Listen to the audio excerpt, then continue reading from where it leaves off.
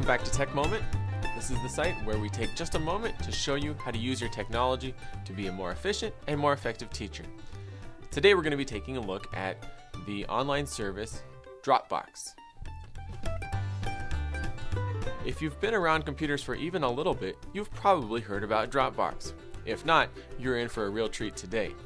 Dropbox is an online service that allows you to synchronize your files from your computer to Dropbox's online storage, as well as synchronizing it to other computers that you have your Dropbox installed on. Let me show you how this looks.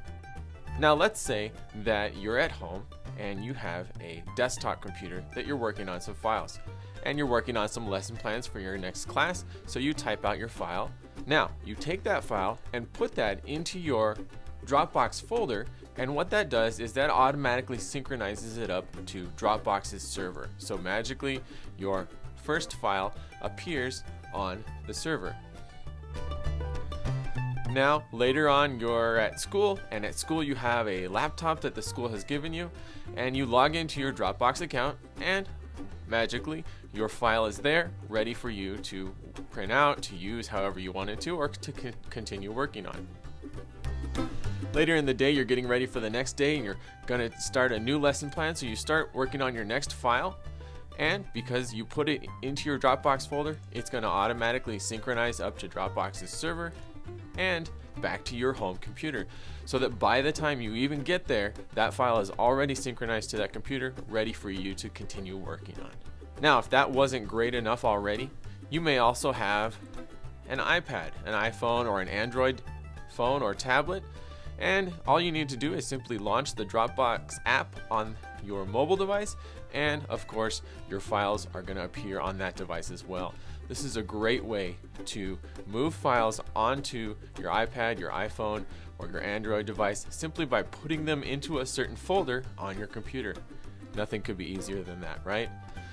And again, if that weren't great enough, you still have other options. Maybe later you're at your friend's house and you want to show them a video that you've been working on.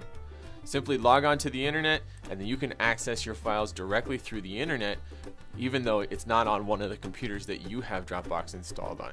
So, several ways to get access, manipulate, save, and synchronize your files across computers, mobile devices, and other computers on the internet.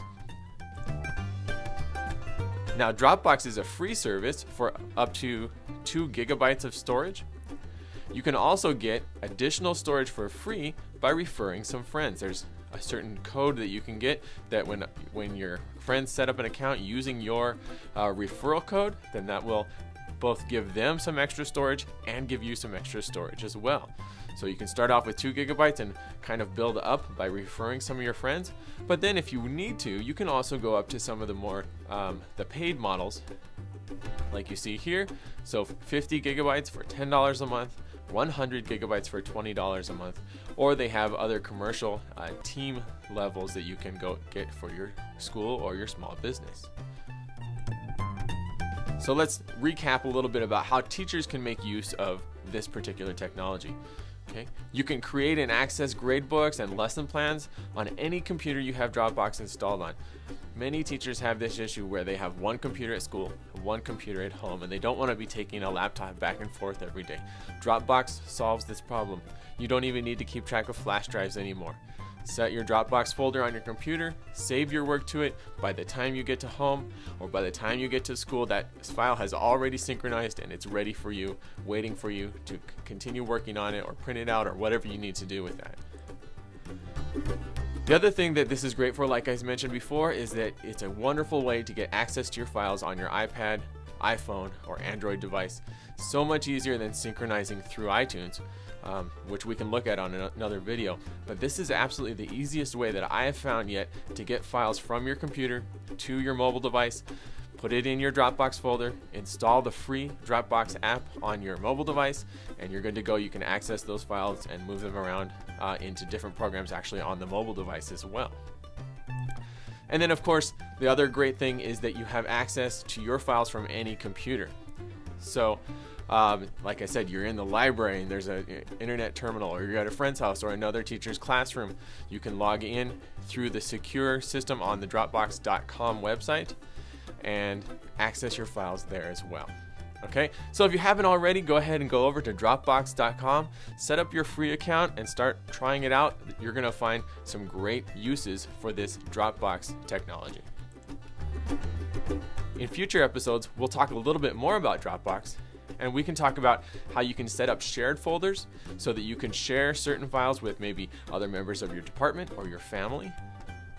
And then we'll also talk about how you can share files publicly on the internet using the public folder. This can be a great alternative to an expensive web host for hosting videos or hosting files on your class content management system or class website. So stay tuned to future episodes to learn more about how you can use your Dropbox. Thanks for taking a moment today to talk about how you can use Dropbox.com to be more efficient in the classroom. Be sure to check out techmoment.com to see other professional development related videos, and subscribe to our RSS feed so you can be updated when future episodes come out and we can talk more about the other features of Dropbox.com. Thanks for visiting, and we'll see you next time.